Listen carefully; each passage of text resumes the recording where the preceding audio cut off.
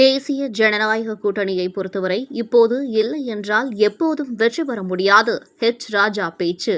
சிவகங்கை மாவட்டம் திருப்பத்தூரில் பாரதிய ஜனதா கட்சியின் சார்பில் வாக்காளர் பட்டியல் சிறப்பு தீவிர திருத்தம், சட்டமன்ற தொகுதி பயிலரங்கம் மற்றும் மாநாடு திருப்பத்தூர் சட்டமன்ற தொகுதி அமைப்பாளர் வி நாகராஜன் தலைமையில் இணை அமைப்பாளர் ராமேஸ்வரம், பார்வையாளர் வழக்கறிஞர் சொக்கலிங்கம் ஆகியோர் முன்னிலையில் முன்னாள் தேசிய செயலாளர் ராஜா சிறப்புரையாற்றினார்.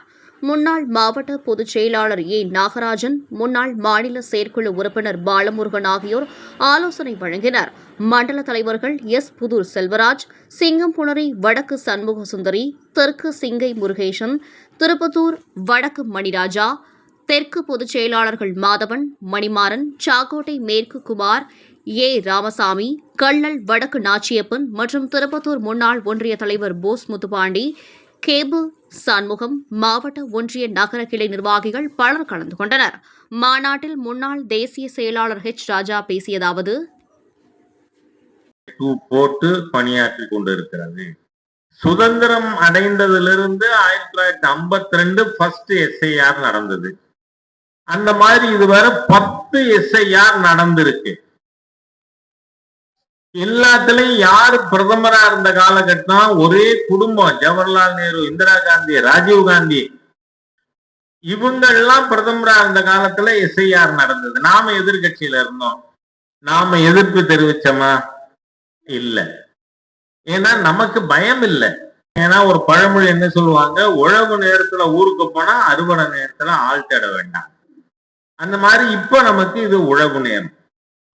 இப்ப நாம செயல்படலைன்னா அதுக்கப்புறம் நாம கூக்குரல் இட்டு பிரயோஜனம் இல்லை. நீங்க பாத்தீங்கன்னா சமீப காலத்துல வர்ற செய்திகள் என்ன வருது, மந்திரிகளை நிற்க வச்சு கேள்வி கேட்க ஆரம்பிச்சிருக்காங்க மக்கள். உள்ள ஊர்ல நுழைய விடல. சேகர் பாபு போன்றவர்கள் தொகுதிக்குள்ள போக முடியாத ஒரு சூழ்நிலை. இந்த மாதிரி சூழ்நிலையில நாம வெற்றி பெறலைன்னு சொன்னா வேற எப்ப வெற்றி பெற போறோம்? சோ பிஜேபியை பொறுத்தவரை, தேசிய ஜனநாயக கூட்டணியை பொறுத்தவரை it is now are never. இப்ப இல்லைன்னா எப்பவும் இல்லை. நீங்க பாத்தீங்கன்னா இப்ப திருப்பரங்குன்றம் என்ன கேட்டாங்க மக்கள்? தீபத்தூண்ல விளக்கேத்தணும்னு கேட்டாங்க. அன்னைக்கு அதுவும் உயர் நீதிமன்றம் என்ன தீர்ப்பு கொடுத்தது? 3 பேர் மட்டும். ராம ரவிக்குமாரோட 3 பேரு, சிஐஎஸ்எஃப் ஜவான் 10 பேரு.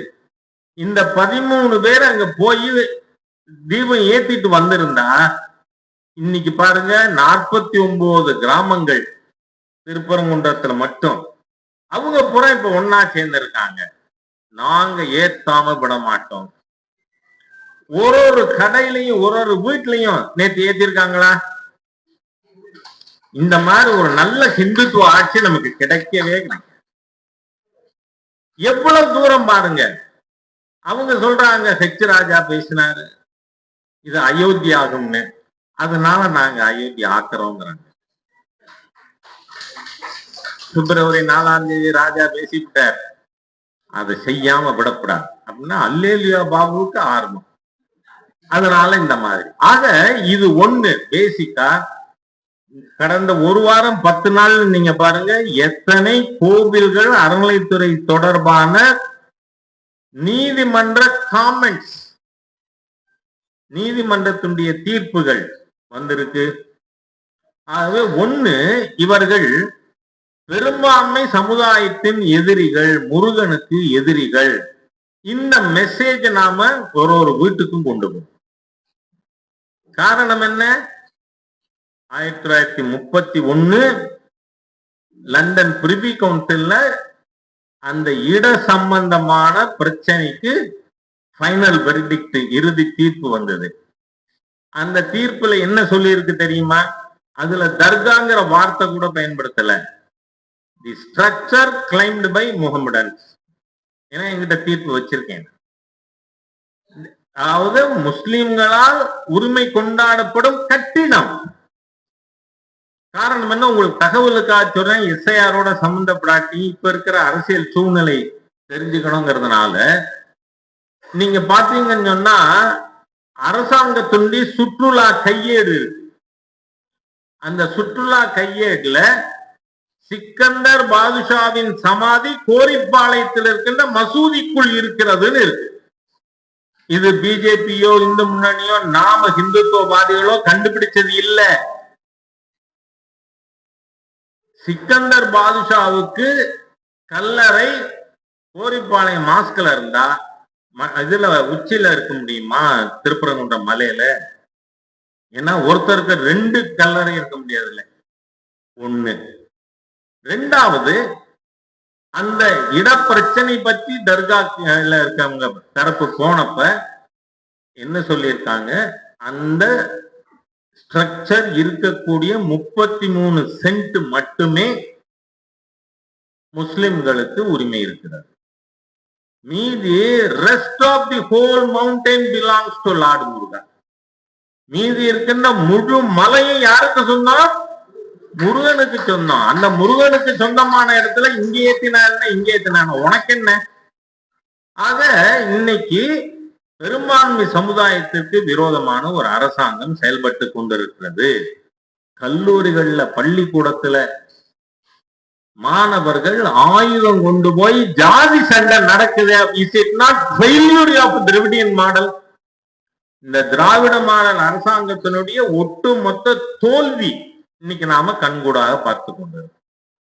2021 வரை போதைப் பொருள் அதிகமாக இருக்கின்ற மாநிலம் பஞ்சாப். இன்னைக்கு எது? தமிழ்நாடு. வெட்கம் இல்லையா? பீகார்ல மக்கள் என்ன எதை ரிமூவ் பண்ணியிருக்காங்க? லாலு பிரசாத்தின் குடும்ப ஆட்சியை மக்கள் தூக்கி இருந்திருக்கிறார்.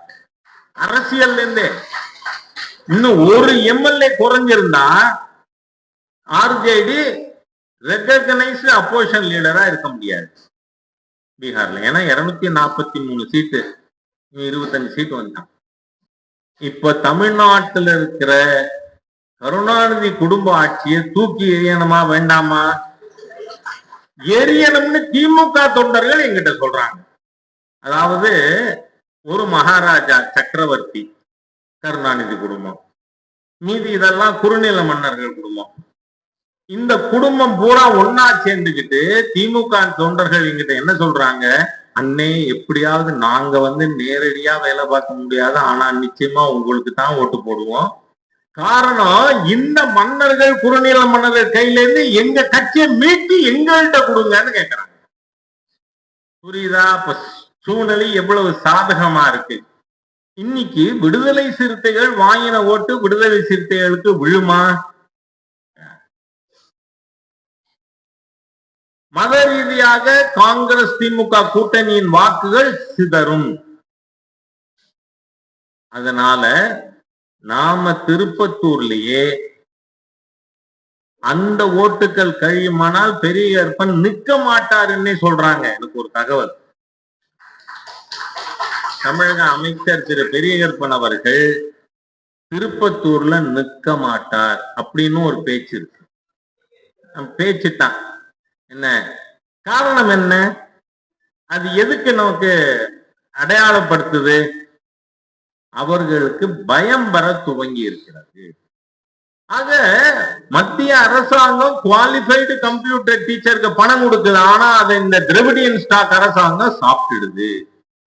உணர்வுபூர்வமாக இவர்கள் இந்து விரோதிகள், திட்டங்கள் ரீதியாக இவர்கள் மக்கள் விரோதிகள். நான் மாவட்ட தலைவராக இருந்தது 1991. என்ன ரங்கசாமி வந்ததும் கேட்டேன்னா உடம்பெல்லாம் நல்லா இருக்கீங்களா? அதனால அப்ப நாம அங்கங்க உறுப்பினர்கள் வீட்டுல கூட கூட்டம் போட்டிருக்கோம். என்ன மாவட்ட கமிட்டி கூட்டம் என் வீட்டுல முன்னாடி ஷெட்யூல்ல நடந்திருக்கு. அதனால இப்போ மிகப்பெரிய அளவுல பாரதிய ஜனதா கட்சியில மக்கள் தானாக முன்வந்து தன்னார்வத்தோடு இணைந்து கொண்டிருக்கிறார்கள். அதுலயும் ஓரிரு பூத்துகள் நமக்கு போடாம இருக்குமானால் அதை நாம கவனத்துல நிர்வாகிகள் கையில எடுத்து இந்த 5 நாளைக்குள்ள அங்க போய் யார் யாரெல்லாம் ஃபார்ம் கொடுத்துருக்காங்க கொடுக்கல அதை பத்தி நாம நேரம் போய் கேட்போம். ஒரு விஷயம் உறுதியா இருக்கும், இந்த முறை திருப்பத்தூர் தொகுதி தேசிய ஜனநாயக கூட்டணி தான் நம்ம கட்சியினுடைய அடித்தளம் வலிமையா இருக்கிறதுனால நாம நிச்சயமா இப்ப எதுவும் நாம் பேச முடியாது, பேசக்கூடாது.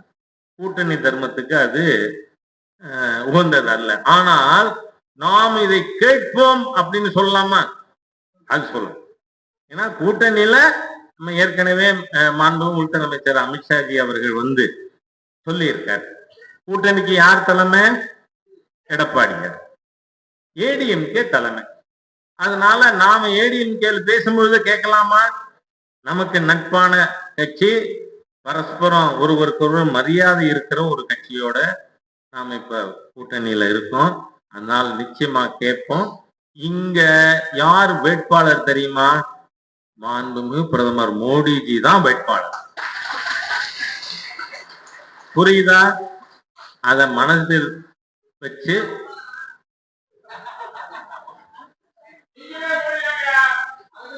இருங்க இருங்க. இங்க உங்கள யாரா வேணா வேட்பாளர் இருக்கலாம், இங்க மேடையில இருக்கிறவங்க யாரு வேணாலும் வேட்பாளரா இருக்கலாம். ஆனா நம்மளோட மனோபாவம் என்ன? மோடிஜி தான் வேட்பாளர். அதுக்காக சொல்றேன்.